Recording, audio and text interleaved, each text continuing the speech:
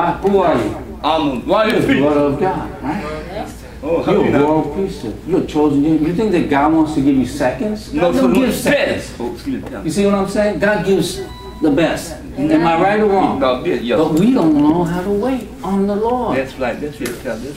You see? Lord, help And me. that's our problem. Wow.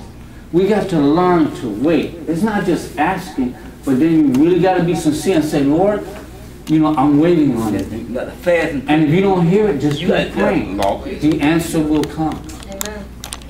And usually that first answer that he tells you, Mm-hmm. trust God. That's right. That's being what? Obedient, right? Yes. And Amen. then you tell that mountain to move, it'll move. Hallelujah. That's the truth. Amen. Amen. Hallelujah. Prayer is taking the situation before him, right? Amen. And tell him, Lord, have that child mentality. Remember I talked about I'm a father, having like a child. You tell a little child, they believe you. Amen. You see, that's why God said we have to be reborn.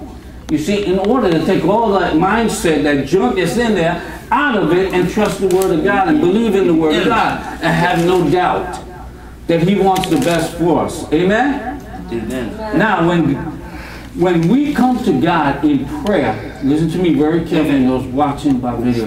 When we come to God in prayer, we're to come as a child. Right, Pastor.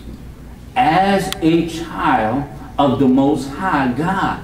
Innocent. Come innocent. Humble. Amen? Humble.